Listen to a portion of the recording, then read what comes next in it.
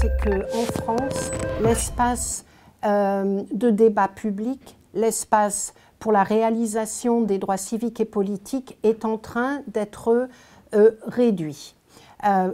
Pourquoi est-ce que je dis ça? Pourquoi est-ce qu'Amnesty International dit ça? Tout d'abord parce que le droit de manifester a fait l'objet de nombreuses restrictions au cours des dernières années et en particulier au cours de la dernière année.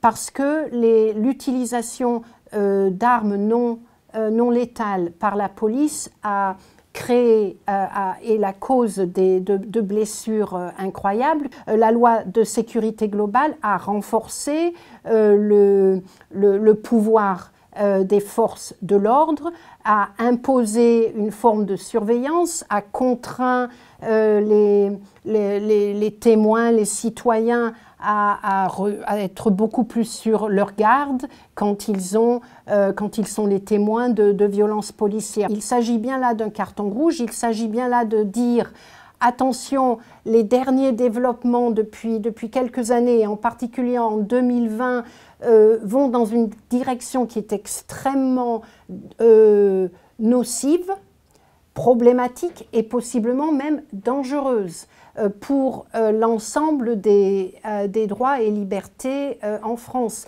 La France a pris des mesures sur la vente d'armes qui sont là aussi difficiles à mettre à comprendre. La France est l'un des plus grands exportateurs d'armes au niveau international, y compris par exemple en Arabie Saoudite. Nous vendons des armes à des États qui sont reconnus comme responsables de crimes de guerre, de crimes contre l'humanité, etc. En ce qui concerne les enfants djihadistes. Sujet extrêmement douloureux et sensible. La position d'Amnesty International est très claire. La France a une responsabilité aux yeux du droit international. Elle a une responsabilité de protéger. Elle a une responsabilité de protéger qui est mise en œuvre et qui doit être mise en œuvre extraterritorialement.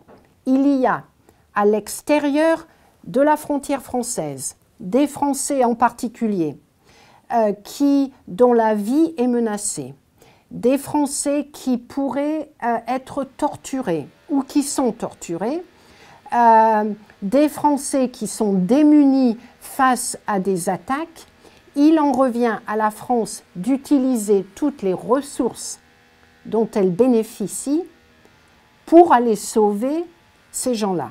La déclaration de 1789 n'est pas un gage du tout. Il faut la mettre en œuvre chaque jour, chaque heure. Il faut faire acte de solidarité à l'égard de tout le monde. Il faut mettre en œuvre les valeurs de respect, les valeurs contre le racisme, contre le sexisme. Il faut respecter la diversité des opinions politiques, de l'espace civique. Le droit de manifester est absolument primordial. Quand on s'engage dans une politique qui remet en cause ces droits, nous engageons dans une politique, la France s'engage dans une politique extrêmement nocive pour l'ensemble des droits humains.